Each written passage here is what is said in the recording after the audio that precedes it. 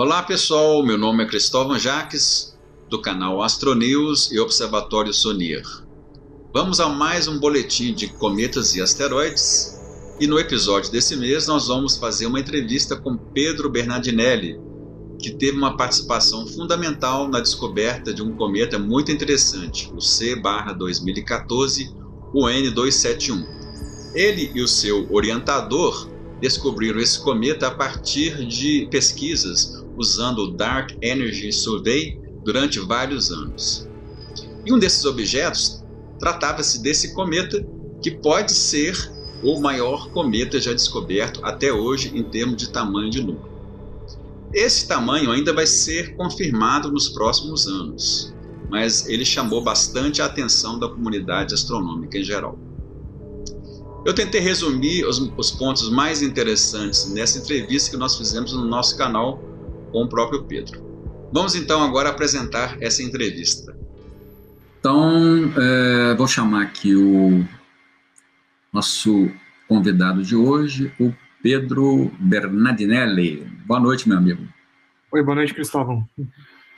Bem, primeiramente, pela sua vez, obrigado aí pela sua disposição aqui em dar essa entrevista para nós. Acho que é muito importante essa descoberta aí que vocês fizeram, né? E os astrônomos aí estão oriçados para saber mais sobre o objeto, e principalmente porque nós vamos ter muito tempo para estudá-lo, né?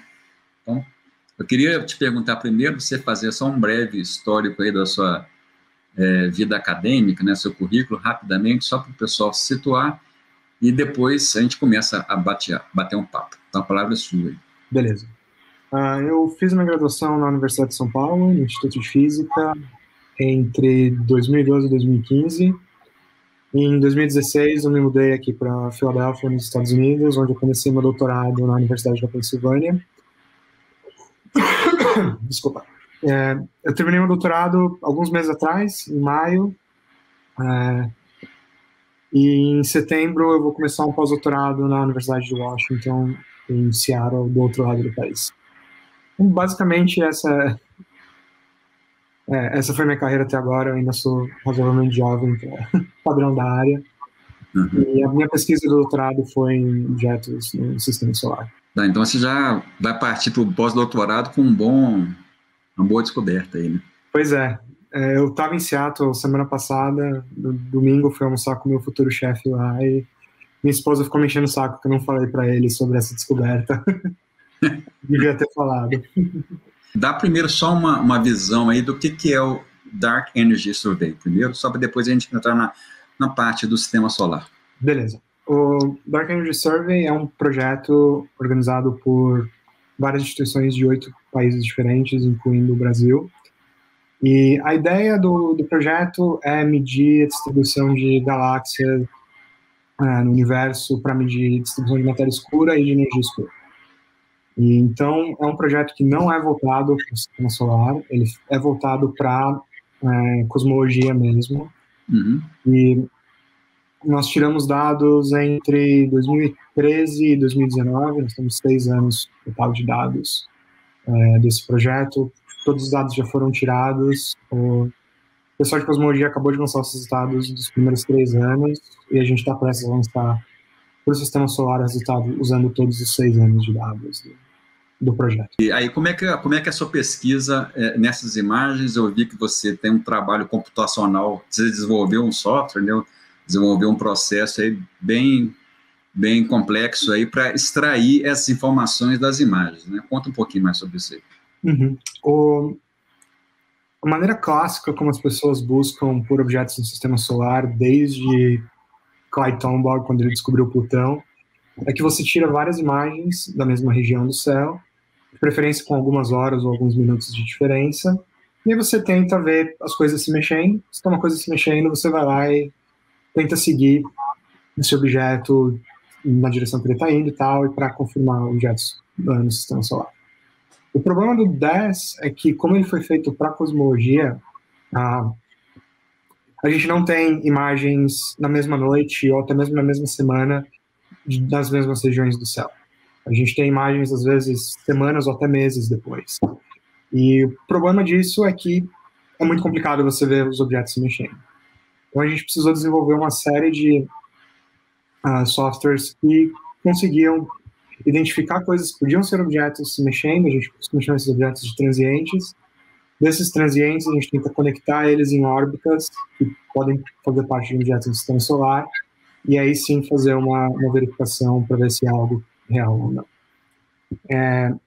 Meu projeto de doutorado basicamente foi desenvolver esse software. Grande coisa que fiz no meu doutorado foi o desenvolvimento do software que faz isso, do começo ao fim. E a primeira parte, a identificação de transientes, a gente compara todas as nossas imagens com os catálogos de imagens somadas, e aí a gente vai lá e tenta achar o que mexeu. Só uma pergunta aqui, vocês comparam com imagens que vocês fazem de biblioteca, ou você compara direto com o catálogo? Direto com os nossos próprios catálogos, a gente usa só os nossos próprios dados para fazer isso. Então, são catálogos produzidos pelas imagens do DES, é isso? Isso.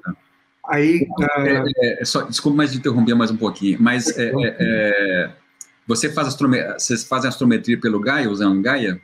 Sim, a gente desenvolveu um software de astrometria como parte desse projeto, usando o Gaia. Nosso mais recente usa o segundo release de dados do Gaia, e a gente sabe a astrometria da DCAM extremamente bem.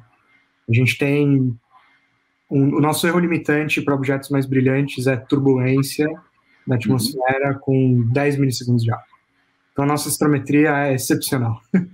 E você fez um trabalho sobre essa questão de turbulência da atmosfera aplicada na astrometria, né? Isso. Isso é uma coisa que o meu orientador de doutorado tem feito já há alguns anos, e ele se orgulha muito da qualidade da astrometria que ele conseguiu fazer com... Foi quanto? 10 mas que vocês conseguem? Isso, 10 milissegundos de arco. Tá. Isso realmente é uma coisa fantástica, né? Bem, então conta um pouquinho mais aí, quantos objetos vocês encontraram lá, novos, e quantos foram detectados, quer dizer, quantos foram detectados e quantos desses detectados foram objetos novos?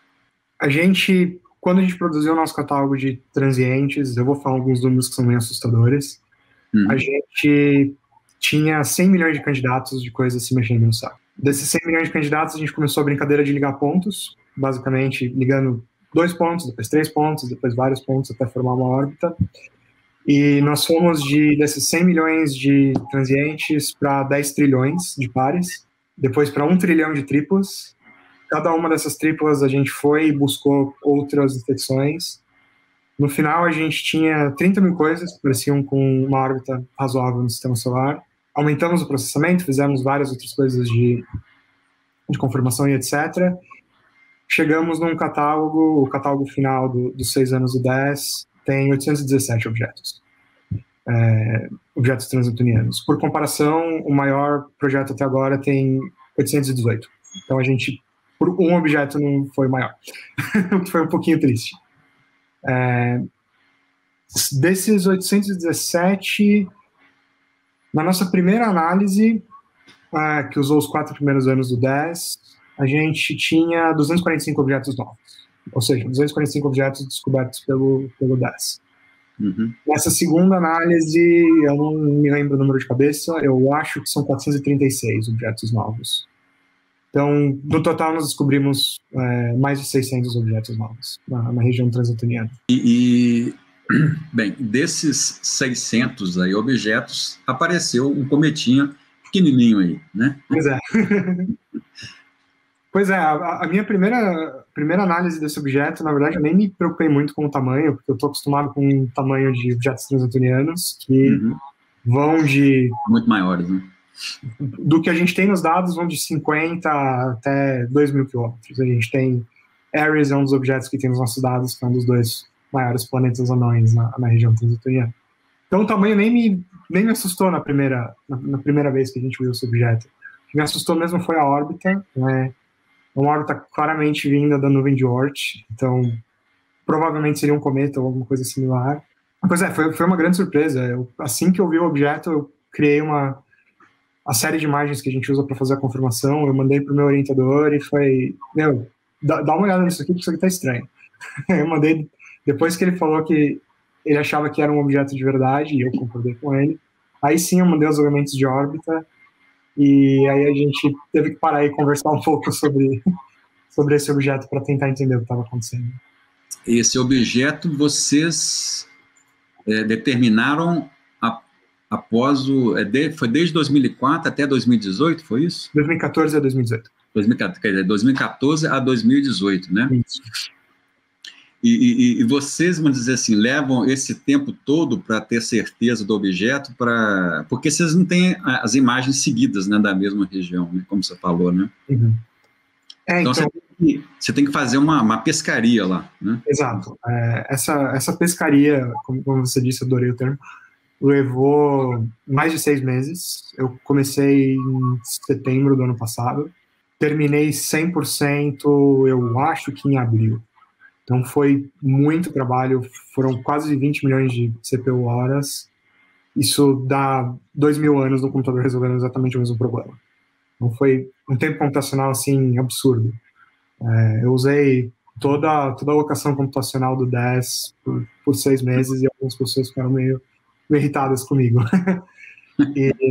E a gente começou essa análise com os anos completos, com todos os 6 anos de dados do DES, só no começo do ano passado, porque por causa da quantidade de imagens que a gente tem, leva um tempo bem grande para fazer toda a criação dos catálogos, todo o processamento e tudo mais que faz parte do projeto. E aí fazer toda a busca também levou um tempo desgraçado, por isso que muita gente estranhou que a gente só tem imagens de 2014 e 2018, mas é porque o DES, por ser uma máquina muito maior do que só uma busca de objetos do sistema solar, tem vários outros passos que precisavam ser feitos antes da gente poder usar as imagens para isso. Bem, e quando vocês enviaram as informações para o Minor Planet Center, vocês, obviamente, vocês, pelo que eu entendi, vocês não tinham indicação que era um cometa, né? Isso. Porque não estava ativo, né? Isso. A gente fez uma análise, a gente comparou com imagens de estrelas, como é padrão na área, e nas nossas imagens não tinha indicação nenhuma de atividade. Então, deixa eu mostrar primeiro uma imagem feia, depois eu mostro uma imagem bonita. Tá. Vamos lá. Primeiro, essa imagem aqui, não sei se vocês estão vendo. Estão vendo aqui. Ok. Isso aqui é uma imagem do DES. É uma combinação de todas as 30 e poucas imagens que a gente tem nesse objeto, então a gente fez uma soma delas, e basicamente é esse pontinho branco aqui, pixelado, é meio decepcionante em comparação com muitas das imagens artísticas que já fizeram do objeto. Você fez isso aí, essa imagem é um resultado de várias imagens, né? Isso, é uma combinação de 30 e poucas imagens. E elas foram somadas na velocidade de direção do objeto. Como a gente tem imagens de 90 segundos, a gente acaba não tendo trailing, eu não sei falar isso em português, então a gente não precisa se preocupar muito com a direção, é só cortar as imagens e somar mesmo, bem simples. E aí hoje nós lançamos um press release, uma coletiva de imprensa pelo NOAA Lab, que é quem controla o Cerro e outros observatórios, e eles fizeram essa imagem incrível. Isso aqui é uma combinação de várias imagens do DES. Uhum. Então, eu acho que essas imagens são em 2017, e aqui, esse pontinho é o nosso cometa. Eles também fizeram um vídeo, se você me permite, eu vou compartilhar, que eu achei muito legal.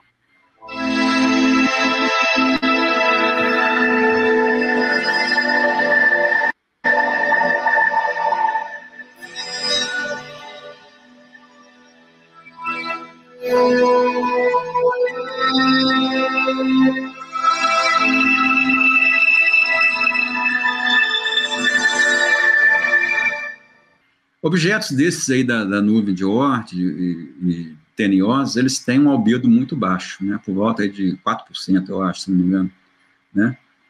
E esses cálculos aí iniciais foram baseados na magnitude absoluta dele? Isso. Se eu não estou enganado, a magnitude absoluta que a gente... 7.8. 7.8, isso. E sem atividade, então... Sem atividade, dependendo do albedo que você assume, vai de 100 a 200 quilômetros, eu acho que é o que a maioria das pessoas tem usado. Uhum. Pois é, e aí, nos principais desafios nossos agora, que a gente pegar uma ocultação dele, por ser um objeto que vai estar muito distante, muito pequeno, né, para os padrões aí normais, né, não vai ser uma coisa muito fácil, principalmente que a gente tem que determinar a órbita dele bem melhor ainda, né, mas nós vamos ter 10 anos pela frente para determinar isso aí melhor, ver se tem uma ocultação, mas vai ser mas de qualquer maneira, a pior hipótese é por volta de 90 quilômetros, né, o tamanho dele, né. Eu acho que é por aí, assumindo um albedo bem alto, acho que uns 90 quilômetros é um tamanho razoável. Vou mostrar aqui para o pessoal a imagem que nós fizemos aí no SONIR do objeto. Não está assim uma maravilha, mas é o que deu para registrar. Talvez tenha sido a primeira imagem feita aqui no Brasil dele. Está aí, ó, a imagem do objeto. Aqui estão as estrelas. Isso aqui foi uma imagem mais ou menos 1h30 de integração, né, com várias imagens, né, mais de 134 imagens. E aqui está o objeto. Como eu falei, tem muitos cirros que estavam atrapalhando, então a imagem não ficou aquela mil maravilhas. Bem, aí o Marcos Teodoro, se você soubesse que esse cometa chocaria com a Terra, você aceitaria que pusesse seu nome nele? Eu acho que no caso desse ia estar muito mais preocupado com como que a gente ia escapar dessa do que com o nome do objeto. E qual a magnitude máxima prevista que ele vai atingir? Esta é uma excelente pergunta, Walter. Nós não temos ainda ideia precisa disso, né? Já vi gente comentar aí hoje que pode chegar desde magnitude 11, que seria a melhor hipótese, até magnitude 15, por volta dessa... Isso aí no periélio, em 2031, né? Antes da gente saber que ele tinha atividade, a gente estava estimando 18, então... A estimativa do MPC é por volta de 18, mas só que ele já está quase uma magnitude e meia mais brilhante do que as efemérides, né?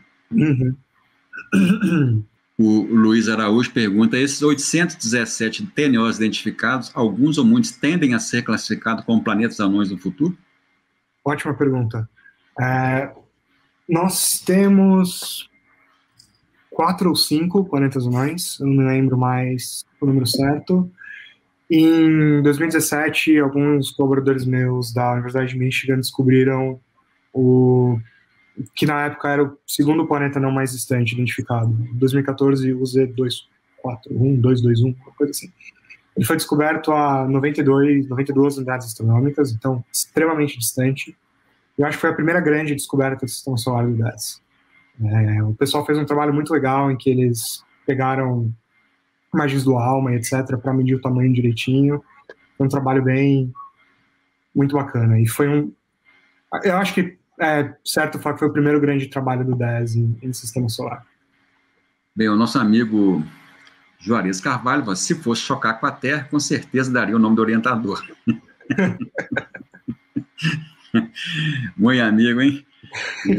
Isso aí. O Carlos Alexandre pegou, os pesquisadores já têm alguma ideia de como esses objetos da nuvem de Oort saem da sua órbita e deslocam para dentro do sistema solar?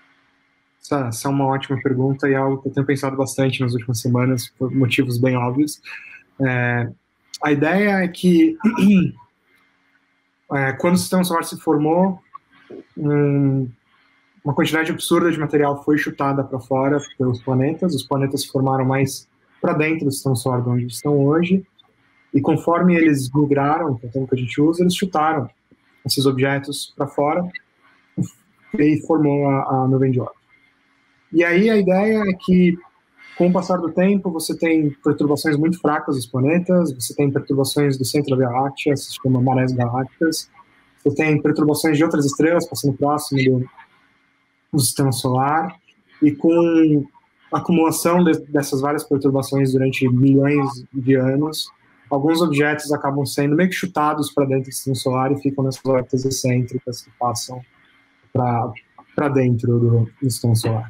A gente fez um estudo bem preliminar com esse objeto. A gente acredita que entre 3 e 4 milhões de anos atrás, que é mais ou menos o período da órbita, que ele chegou a 4 unidades astronômicas do Sol. Então, essa é no mínimo a segunda passagem dele pelo interior do sistema solar. Tá, e ele, acho que o afélio dele está por volta de meio ano-luz, é isso? Por aí, 40 mil unidades astronômicas, que acho que dá meio ano-luz. Que a esfera de Rio do Sol é por volta de 1,1 anos-luz, se não me engano, né? Eu acho que é por aí. E tem outra pergunta interessante, que eu acho que até você já mencionou lá no seu site, ou no trabalho, não estou lembrado.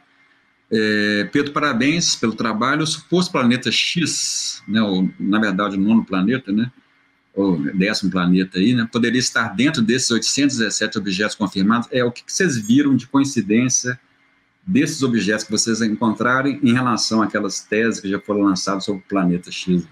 Essa pergunta me deixa muito feliz. Muito feliz, você não faz ideia. Porque isso foi um dos grandes projetos do meu doutorado. Na verdade, uma das coisas que incentivou a gente a fazer essa busca por TNOs no 10 foi tentar achar o planeta X. Porque quando as primeiras ideias apareceram, alguém dentro da colaboração, já não lembro mais quem, foi lá e fez uma conta e viu que a gente teria uma chance muito boa de observar. E a gente não achou, não está nesses 817. O objeto mais interessante que a gente achou foi de longe esse cometa, mas nós achamos vários TNOs extremos, que são os que foram usados para postular a existência desse nono planeta no sistema solar. E a ideia da teoria é que esses objetos parecem estar alinhados, eles parecem apontar para uma direção preferencial no sistema solar. Um dos meus artigos até agora, e um artigo seguinte de um colaborador meu, a gente analisou os objetos tanto encontrados pelo 10, como pelo 10 junto com outros projetos, e a gente tentou ver se existia essa tendência deles serem alinhados ou não. E o que a gente percebeu é que, ao que tudo indica, os objetos não têm nenhum alinhamento. Eles são consistentes como tendo sido em qualquer lugar do céu, mas com a direção que a gente apontou. Então, ao que tudo indica, segundo os nossos dados, o planeta X não existe. Essa é a grande conclusão de um dos nossos trabalhos. Então, como a gente não achou o planeta, a gente foi lá e tentou destruir a teoria. Brincadeiras à parte, a gente fez a estatística direitinho. No final, é assim que ciência é feita. Como é que chama o cara lá? O Mike Brown e o Constantine Batista. O Mike Brown, né? Ele não deve estar muito feliz com você, não. Não, quando o meu artigo saiu, eu acho que ele fez alguma coisa no Twitter. Quando o artigo do meu colaborador saiu, que juntava o meu e com de alguns outros projetos, ele fez um post extremamente nervoso no blog dele, tentando destruir o trabalho do colaborador. Qual seria a distância de passagem mais próxima da Terra e quando vai ocorrer? O ponto mais próximo que esse objeto vai chegar do Sol é 10,9 unidades astronômicas, isso é um pouquinho depois da órbita de Saturno, mas por causa da inclinação desse objeto, o periélio provavelmente vai ser aqui e a Terra aqui, então vai ser muito distante da Terra.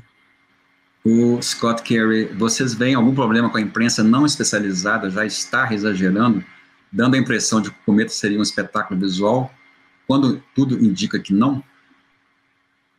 Isso é uma pergunta muito complicada e muito interessante. É um problema com tudo na divulgação científica, infelizmente. Existem muitos exageros em várias coisas, não só nesse problema em específico. E eu acho que por isso que é muito importante esse tipo de conversa que a gente está tendo agora. Para poder esclarecer essas dúvidas, para quem realmente estava envolvido na pesquisa poder falar, não, na verdade a coisa realmente é desse jeito, ou daquele jeito, e etc.